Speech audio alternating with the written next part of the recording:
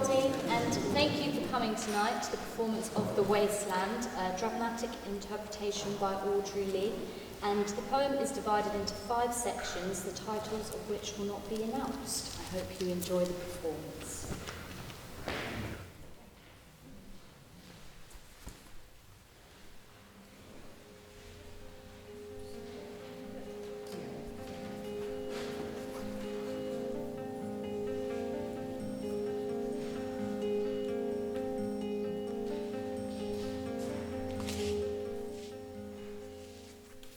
April is the cruelest month, breeding lilacs out of the dead land, mixing memory and desire, stirring dull roots with spring rain. Winter kept us warm, covering earth in forgetful snow, feeding a little life with dried tubers.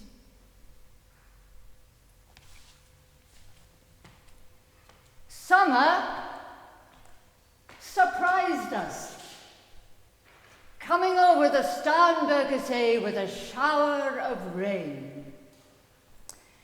We stopped in the colonnade and went on in sunlight into the Hofgarten and drank coffee and talked for an hour. Bin gar keine Russin. Stamm aus Litauen. Echt Deutsch. And when we were children, staying at the Archduke's, my cousin's, he took me out on a sled and I was frightened. He said, "Marie, Marie, hold on tight," and down we went. In the mountains, there you feel free. I read much of the night and go south in the winter.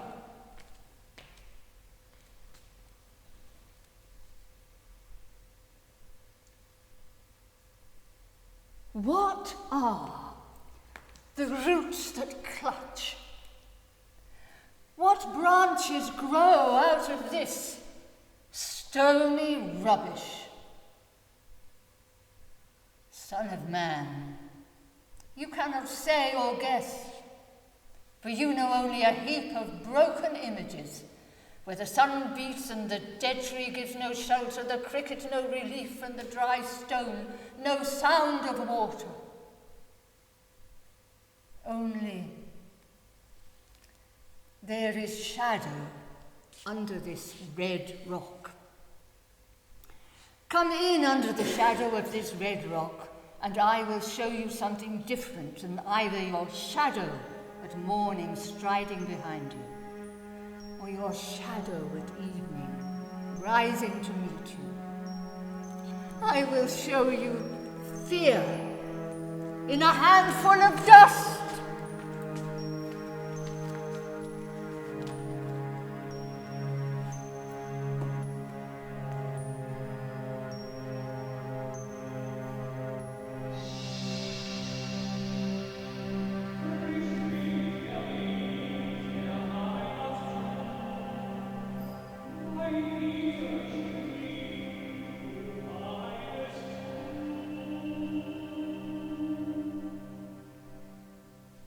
You gave me hyacinths first, a year ago.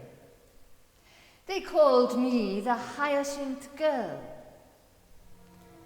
Yet when we came back late from the Hyacinth Garden, your arms full and your hair wet, I could not speak and my eyes failed. I was neither living nor dead, and I knew nothing. Looking into the heart of light, the silence.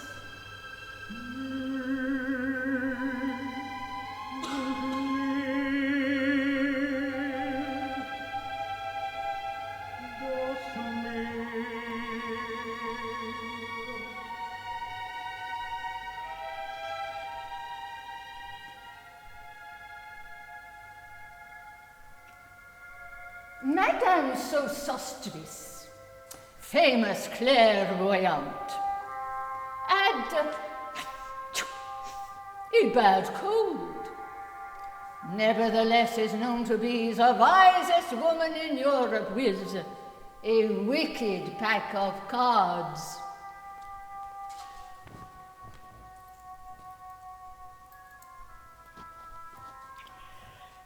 Here, said she, is, your card. The drowned Phoenician sailor. The rappels that were his eyes, look. Here is Belladonna, the lady of the rocks, the lady of situations. Here is the man with 3 staves. And here the wheel. And this card, which is blank, is something he carries on his back, which I am forbidden to see. I do not find the hanged man. Fear death by water?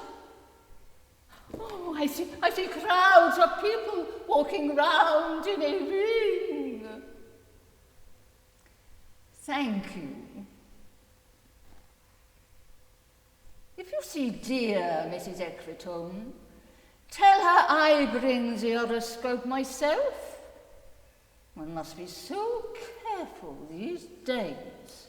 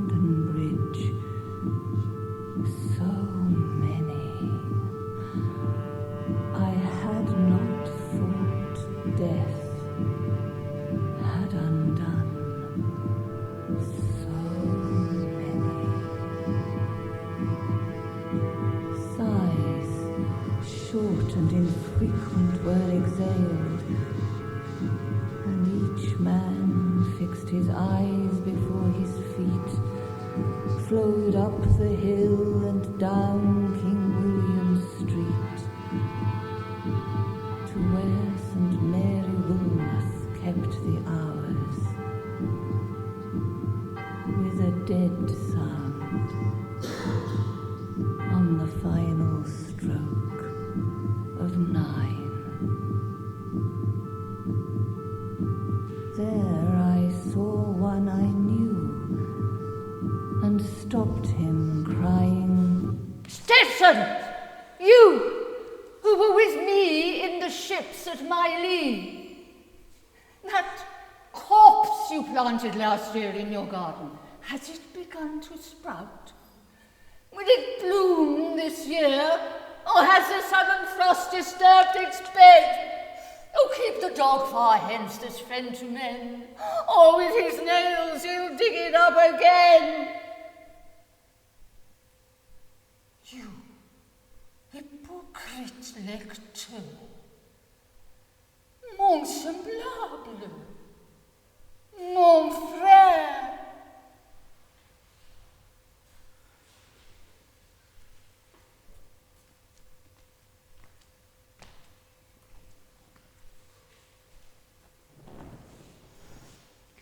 The chair she sat in, like a burnished throne, glowed on the marble, where the glass, held up by standards wrought with fruited vines, from which a golden Cupidon peeped out, another hid his eyes behind his wing. doubled the flames of 7-branched candelabra, reflecting light upon the table as the glitter of her jewels rose to meet it. From satin cases poured in rich profusion. In vials of ivory and coloured glass, unstoppered, lurked her strange synthetic perfumes. Unguent, powdered or liquid, troubled, confused, and drowned the sense in odours. Stirred by the air that freshened from the window, these ascended in fashioning the prolonged candle flames, flung their smoke into the lacaria, stirring the patterns on the coffered ceiling. Huge sea wood fed with copper, burned green and orange, framed by the coloured stone in which sad light a carved dolphin swam. Above the antique mantle was displayed, as though a window gave upon the sylvan scene, the change of Philomel, by the barbarous king so rudely forced. Yet there, the nightingale filled all the desert with inviolable voice, and still she cried, and still the world pursues. Jug, jug, to dirty ears. And other withered stumps of time were told upon the walls. Staring forms leaned out, leaning, hushing the room enclosed. Footsteps shuffled on the stair. Under the firelight, under the brush, her hair spread out in fiery points, glowed into words, then would be savagely still. My nerves are bad tonight. Yes, bad. Stay with me. Speak to me. Why do you never speak? Speak. What are you thinking of? What? Thinking what? I never know what you are thinking. Think. I think we are in Rat's Alley where the dead men lost their bones. What is that noise? The wind under the door. What is that noise now? What is the wind doing? Nothing again, nothing. Do you know nothing? Do you see nothing? Do you remember nothing? I remember those are pearls that were his eyes. Are you alive or not? Is there nothing in your head? But that Shakespearean rag is so elegant, so intelligent. What shall I do now? What shall I do? I shall rush out as I am and walk the street with my hair down so. What shall we do tomorrow? What shall we ever do? The hot water at 10, and if it rains, a closed car at 4, and we shall play a game of chess, pressing lidless eyes and waiting for a knock upon the door.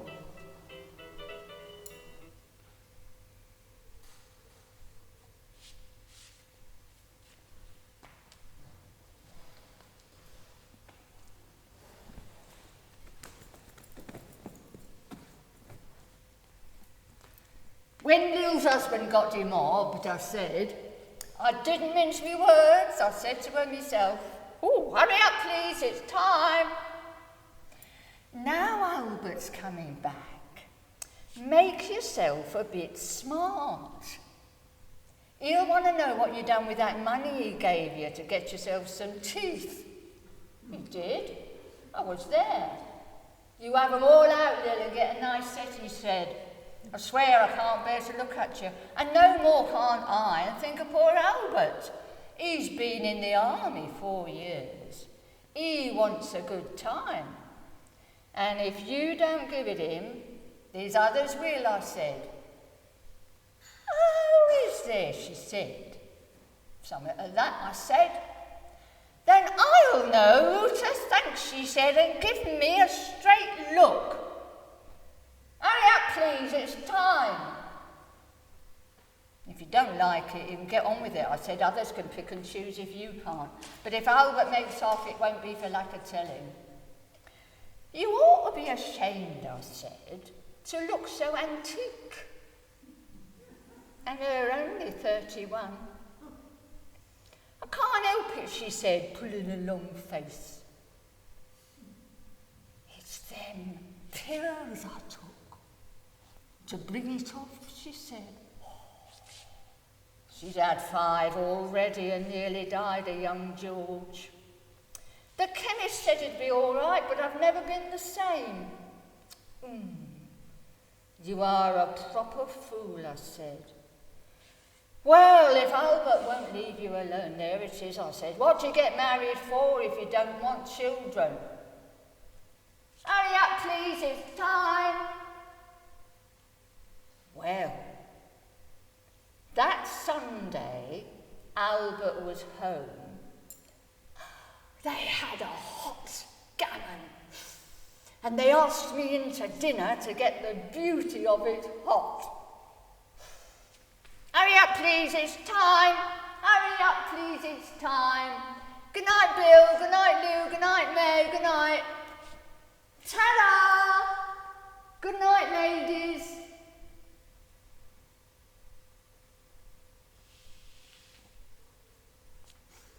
Good night. Sweet ladies. Good night.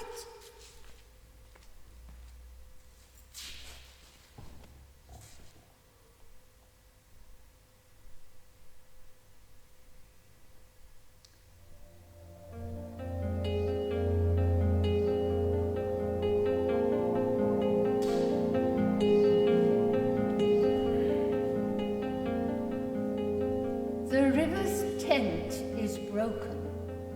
The last fingers of leaf clutch and sink into the wet bank. The wind crosses the round land unheard. The nymphs are departed. Sweet Thames, run softly till I end my song.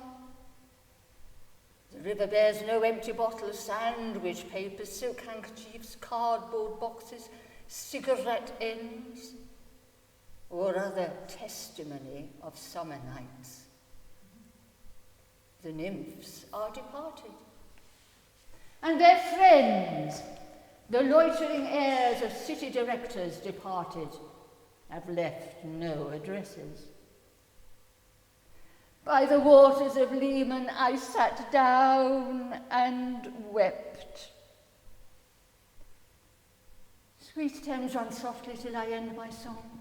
Sweet Thames, run softly, for I speak not loud or long, but at my back, in a cold blast, I hear the rattle of the bones and chuckle spread from ear to ear. A rat crept softly through the vegetation, dragging its shiny belly on the bank. While I was fishing in the dull canal on a winter evening, round behind the gas house, musing upon the king my brother's wreck, and on the king my father's death before him, white bodies naked on the low damp ground, and bones cast in a little low dry garret, rattled by the rat's foot only year to year. But at my back, from time to time I hear the sound of horns and motors which shall bring Sweeney to Mrs. Porter in the spring. Oh, the moon shone bright on Mrs. Porter and on her daughter. They washed their feet in soda water. Et se voit d'enfants chantant dans la coupole.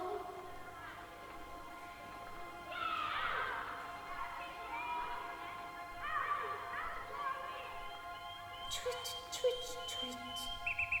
Tweet, tweet, tweet. Jug, jug, jug. Jug, jug, jug. So rudely forced. Cheerio.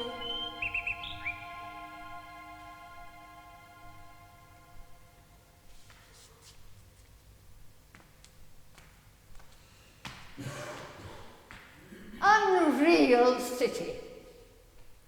Under the brown fog of a winter noon, Mr. Eugenides, the Smyrna merchant, unshaven, with a pocket full of currants, CIF London, documents at side, asked me, in demotic French, to luncheon at the Cannon Street Hotel,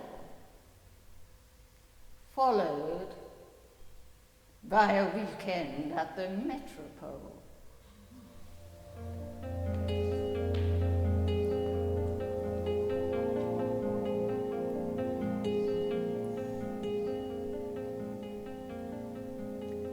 At the violet hour, when the eyes and back turn upward from the desk, when the human engine waits like a taxi, throbbing, waiting, I, Tiresias, though blind, throbbing between two lives, old man with wrinkled female breasts, can see at the violet hour, the evening hour that strives homeward and brings a sailor home from sea, the typist, home at tea time, clears her breakfast, lights her stove, and lays out food in tins. Out of the window, perilously spread, her drying combinations touched by the sun's last rays. On the divan are piled, at night her bed, stockings, slippers, camisoles, and stays. I, Tiresias, old man with wrinkled dugs, perceived the scene and foretold the rest. I too awaited the expected guest. He, the young man carbuncular, arrives. A small house agent's clerk with one bold stare, one of the low, on whom assurance sits as a silk hat on a Bradford millionaire. The time is now propitious, as he guesses.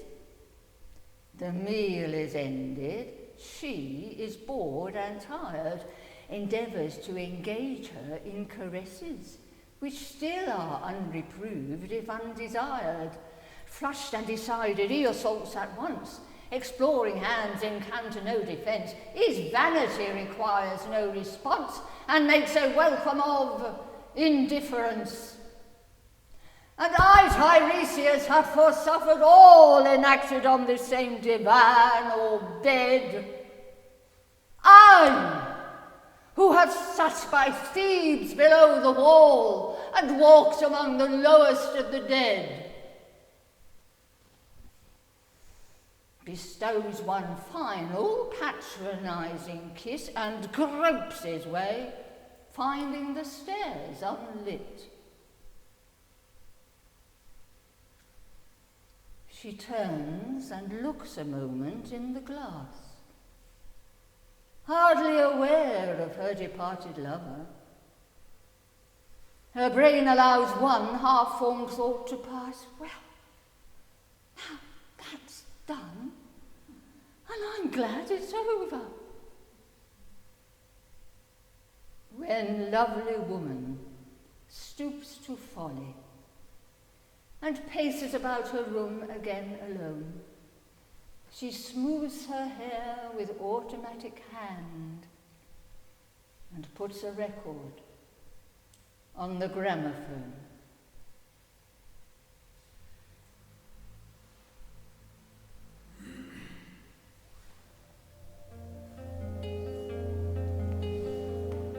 This music crept by me upon the waters and along the Strand up Queen Victoria Street.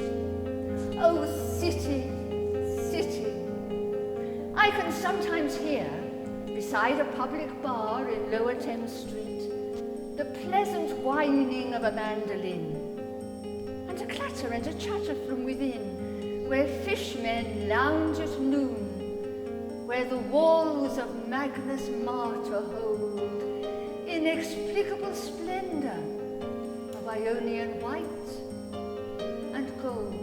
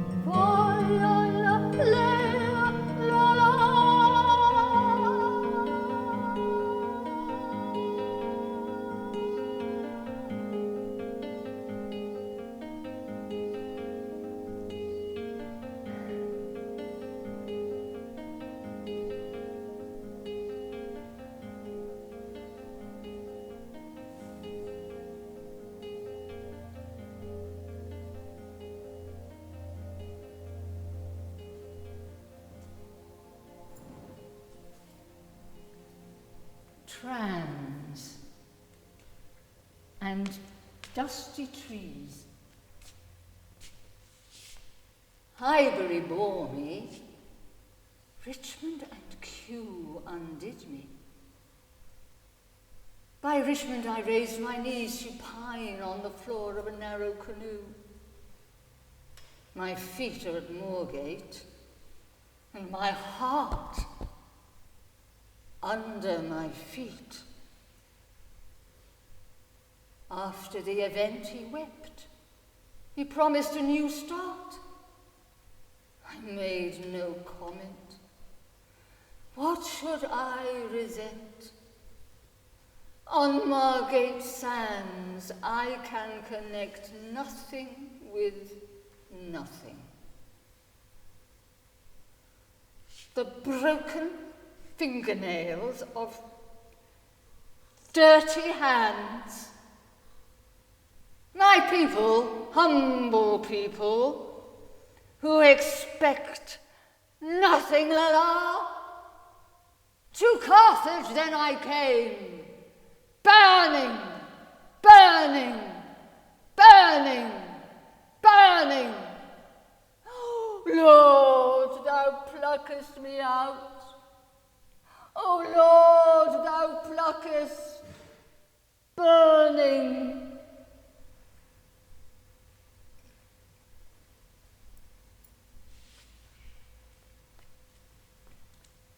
Phlebas the Phoenician, a fortnight dead, forgot the cry of gulls and the deep sea swell, and the profit and loss. A current under sea picked his bones in whispers. As he rose and fell, he passed the stages of his age and youth, entering the whirlpool.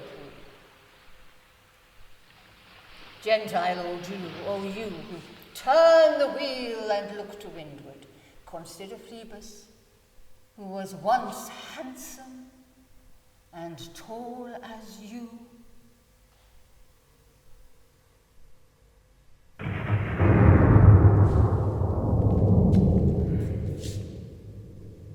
After the torchlight red on sweaty faces, after the frosty silence in the gardens, after the agony in stony places, the shouting and the crying, prison and palace and reverberation of thunder of spring over distant mountains, he who was living is now dead.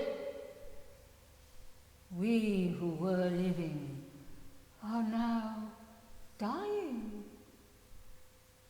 With a little patience. Here is no water, but only rock, rock, no water, and the sandy road, the road, winding above among the mountains, which are mountains of rock without water. If there were water, we should stop and drink. Amongst the rock one cannot stop or think. Sweat is dry and feet are in the sand. If there were only water amongst the rock. Dead mountain mouse of carious teeth that cannot spit. Here one can neither stand nor lie nor sit. There is not even silence in the mountains, but dry, sterile thunder without rain. There is not even solitude in the mountains, but red, sullen faces sneer and snarl from doors of mud-cracked houses. If there were water and no rock, if there were rock and also water, and water a spring, a pool among the rock, if there were the sound of water only, not the cicada and dry grass singing, but sound of water over a rock, where the hermit thrush sings in the pine trees, drip, drop, drop, drop, drop. But there is no water.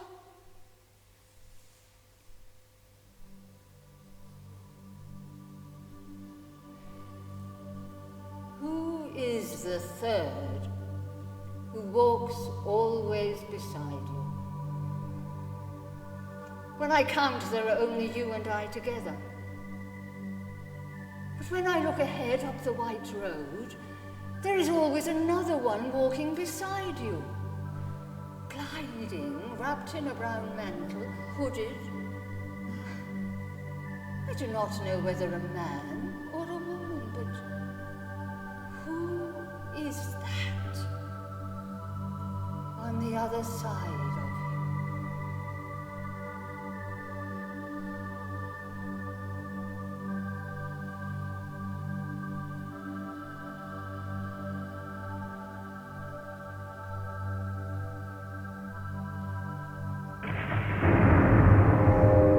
What is that sound high in the air? Murmur of maternal lamentation.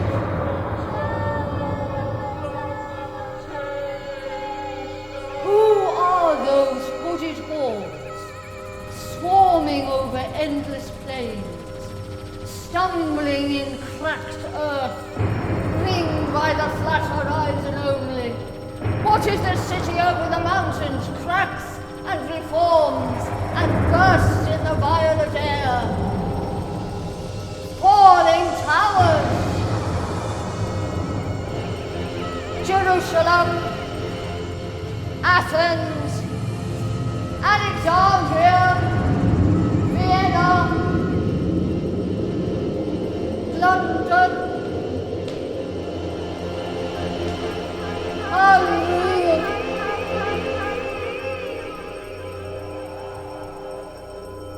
A woman drew her long black hair out tight and fiddled with the music on those strings. And bats with baby faces in the violet light whistled and beat their wings, and crawled head downwards down a blackened wall. And upside down in air were towers, tolling reminiscent bells, and kept they hours.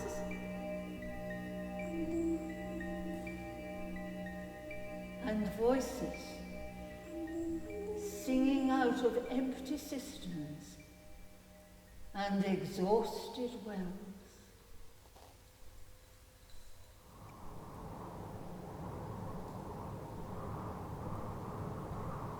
In this decayed hole among the mountains, in the faint moonlight, the grass is singing over the tumbled graves about the chapel.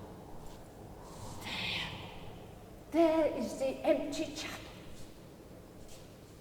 Only the wind's home. It has no windows, and the door swings. Dry bones can harm no one. Only a cock stood on the roof tree. Cockerico, cockerico, in a flash of lightning. Then a damp gust, bringing rain.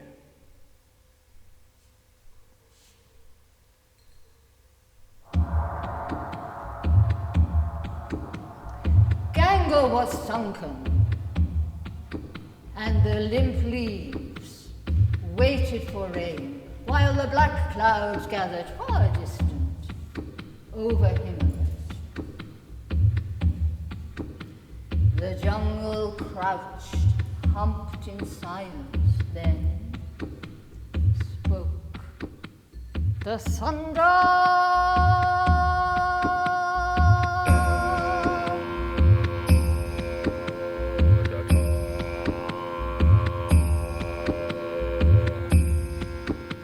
What have we given? My friend, blood shaking my heart. The awful daring of a moment's surrender which an age of prudence can never retract. By this and this only we have existed, which is not to be found in our obituaries or in memories draped by the beneficent spider, or under seals broken by the lean solicitor in our empty rooms.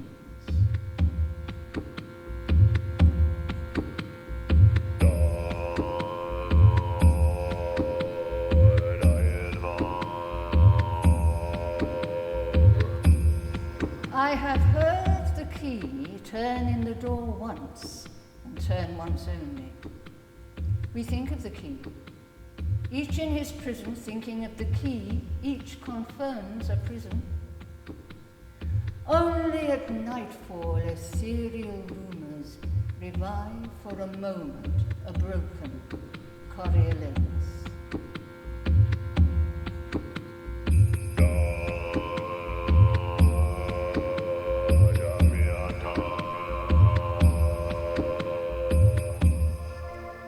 The boat responded gaily to the hand, expert with sail and oar.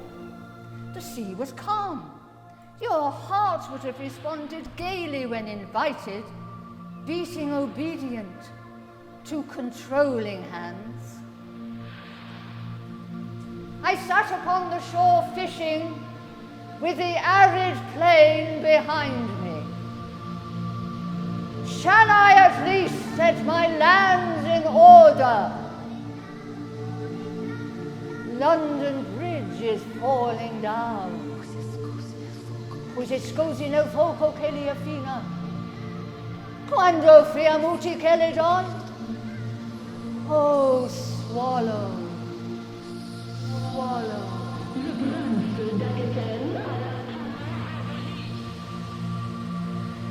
These fragments I have shored against my ruin.